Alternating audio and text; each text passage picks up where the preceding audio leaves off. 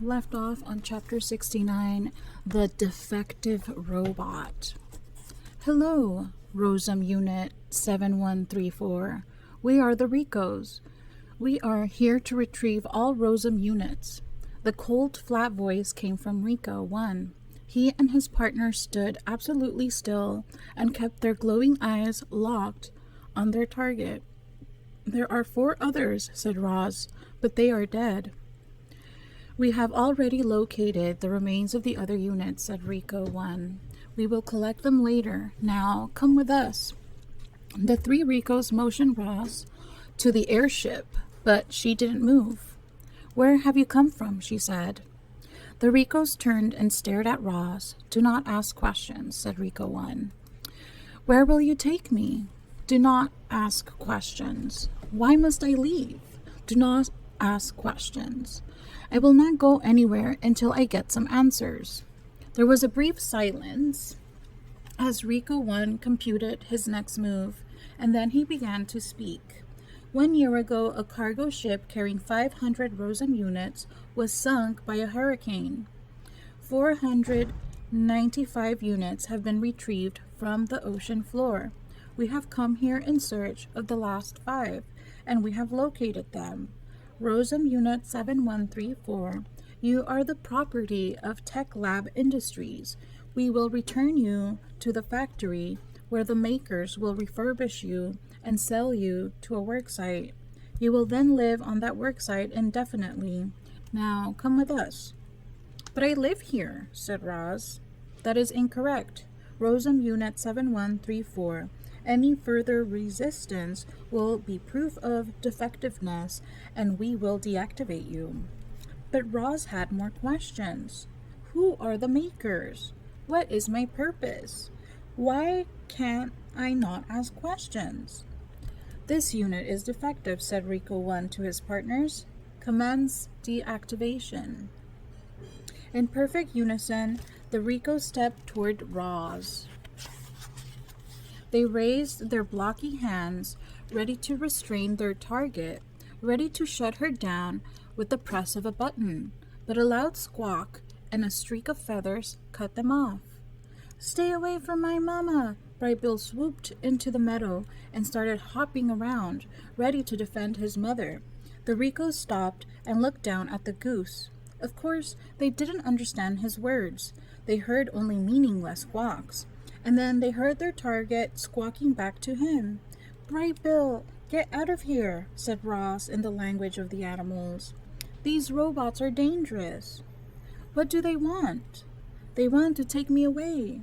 The Ricos stared at their target, trying to understand why she was exchanging noises with the goose, and then new noises began rising up. Rustlings and shrieks echoed from the forest. Animals were gathering. Their wild voices called out to one another. Roz needs our help. Those robots want to take her away. We have to do something. The uproar in the forest grew louder and louder. The Ricos peered past Roz towards the mysterious noises, but saw only foliage. Suddenly, shadows swept across the meadow, and Bright Bill's flock dove onto the Ricos. The geese furiously flapped and pecked and ramped their wings around the robots' faces, clinging to the Ricos like feathery masks, distracting them, blinding them. Bright Bill turned to his mother. Run!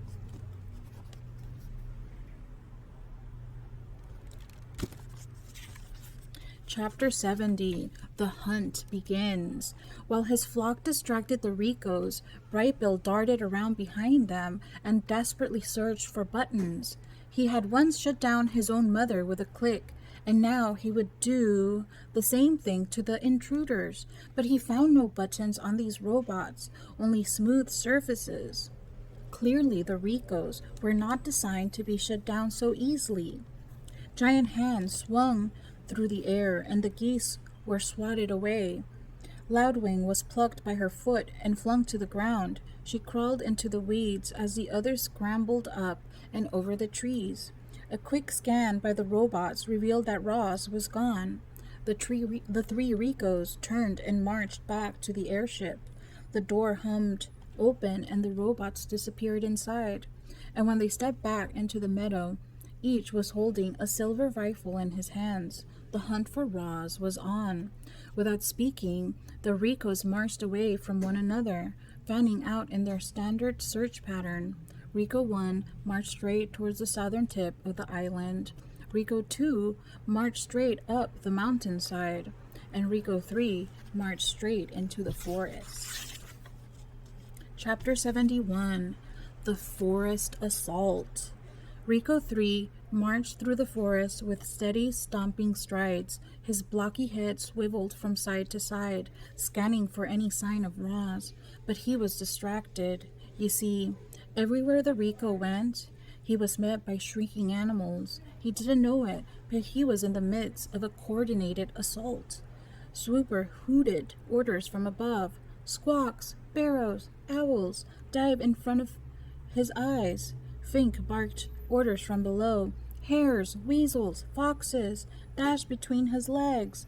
The forest was seething with an army of wild animals, distracting the robot, luring the terrible thing deeper into their trap. Chit-Chat leaped out from the branches and clawed at the robot's eyes, yelling, "Anyone who shows up on our island and tries to take my friend's mother away has a big problem, which is me."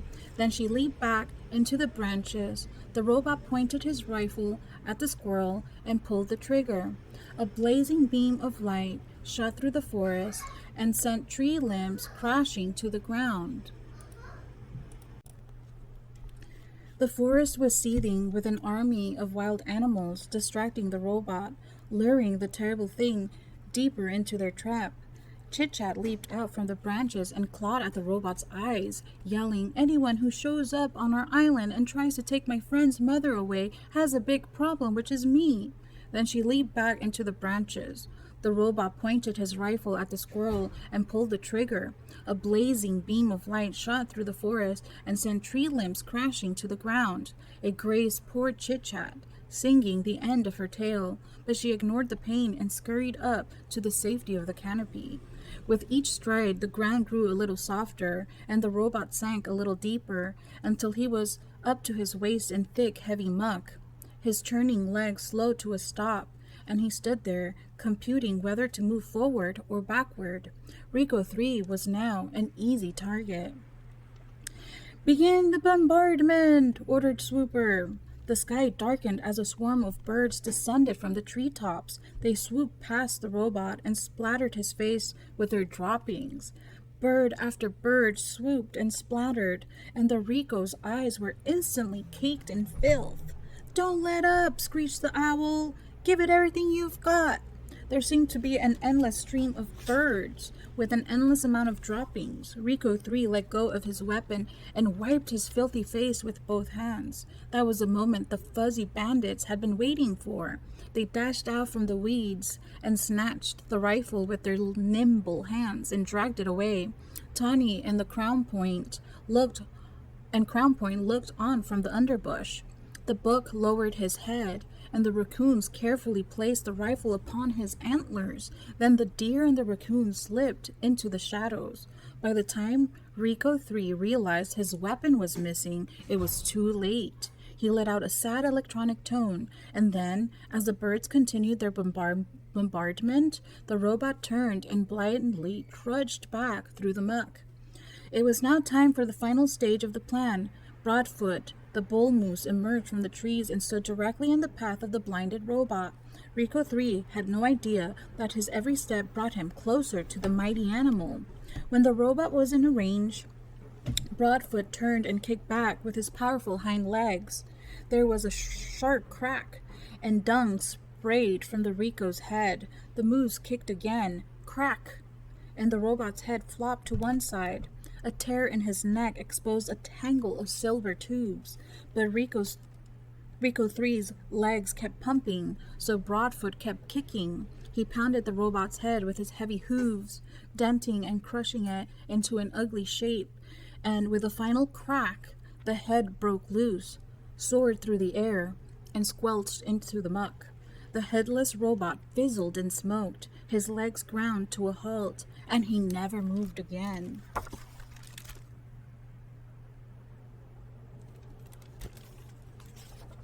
Chapter 72. The Mountain Rumble. Rico 2 stood at the mouth of a cave. Rosum Unit 7134. Are you in here? The only response was his own flat voice echoing back, but he sensed movement somewhere down the tunnel, so he switched on his headlights, raised his rifle, and marched inside. The Rico marched past animal bones and rock piles and white cracks in the walls. His blocky head swiveled from side to side, scanning for any sign of Roz, but she was nowhere to be found. He turned and marched back towards daylight, and then a deafening roar filled the cave. From the shadows flew a giant body. Mother Bear charged into the robot and smashed him against a wall. Then Nettle and Thorn jumped in, and together the family went to work. They rammed his legs, they slashed his chest, they muscled him to the ground. On his way down, Rico 2 squeezed the trigger. There was a flash of blazing light, and the walls began to crumble. Nettle grabbed her brother by the scruff and pulled him outside as an avalanche of rock thundered behind them. Mother Bear howled. The rifle exploded. Stones clanged against Rico 2. The avalanche slowed and settled as a cloud of dust billowed out from the cave. Mother? Nettle peered into the darkness. I'm here, said a weak voice. The young bears dashed in and found their mother half buried. They pulled heavy stones from her body and dusted her off. I have broken bones, she rasped, but they will heal. Where is the robot? Rico 2's headlights switched back on. Stones tumbled as the robot staggered to his feet. His body was scratched and scraped. His head was badly dented. His left arm was completely useless, so thwimp, it was tossed aside. Then the one-armed robot limped out of the cave and continued to hunt for Roz. Don't worry about me, Mother Bear growled to Nettle and Thorn. Kill the robot. With his heavy limp and his grinding gears, Rico 2 was easy to track. The young bears caught up with him as he was entering a grove of pines, but they didn't attack, not yet. There was a better place to finish him off up ahead, so they hung back and followed him across the mountainside. The distant rumble of the waterfall grew louder with each passing minute, and then a slash of white appeared through the trees. Soon the robot was standing beside the roiling, frothing river, just above the falls. He was too badly damaged to leap over the falls, or to wade through the rapids, or to climb down the cliffs, but he had to continue his hunt for the target, so he started limping upriver in search of a safer crossing. There was a rustling, and the young bears exploded out from the trees. They threw their heavy shoulders against the robot's body, and he stumbled sideways onto the riverbank. Nettle reared up and wrestled the robot, twisting and shaking him with all of her strength. Rico 2 felt his feet slipping on the rocks. He felt his body tipping over, and then he plunged into the white water, and he brought Nettle with him. The current immediately swept Nettle towards the falls. She rolled through the rapids, crashed into one rock, and then desperately clambered onto another. Rico 2 stood straight up, and the river rushed around him. He took a step, slipped, and disappeared beneath the water. But then he was up again. Thorn ran to help his sister, but she was pointing upriver and roaring, "Use the logs!" When the younger bear turned around, he saw what she meant. A jumble of broken logs were wedged between the rocks of the rapids, and a moment later, Thorn was on top of them. With water sloshing over his back, he forced a paw between the logs and pried the top one loose. It splashed into the river and wound its way down through the rapids, only to roll harmlessly past the robot. Then it dropped out of sight. The bear tried again. He popped another log into the river, and this one spun just in time to ram its full weight into the robot's chest. Rico 2 went sailing backward and sank beneath the surface. When he reappeared, the river was full of heavy wooden torpedoes. One log pounded the robot's shoulder. Another slammed his face.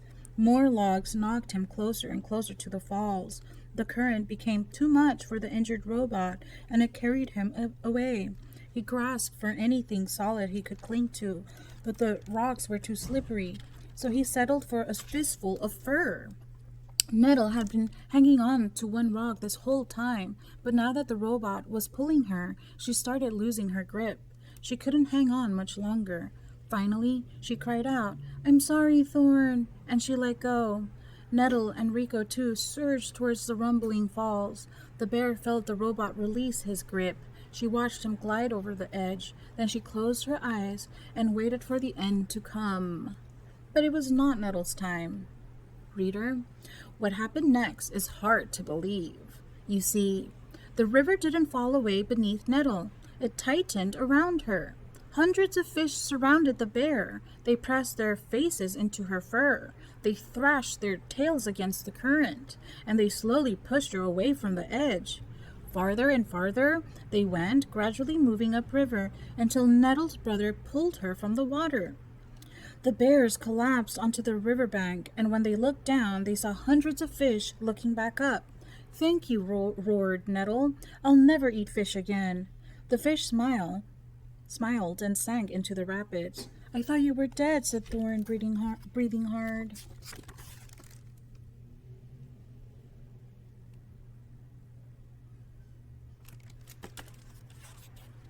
"So did I," Nettle laughed. "Looks like you're stuck with me a while longer, little brother."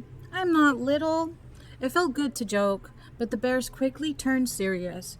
They were both bruised and bleeding, and their mother was in far worse condition. However, it would all be worthwhile if Rico, too, had finally been killed. The bears crept to the edge of the cliff, and there, at the bottom of the waterfall, strewn across the wet rocks, was the shattered body of the dead robot. Chapter 73 is The Chase. We will continue in the next video.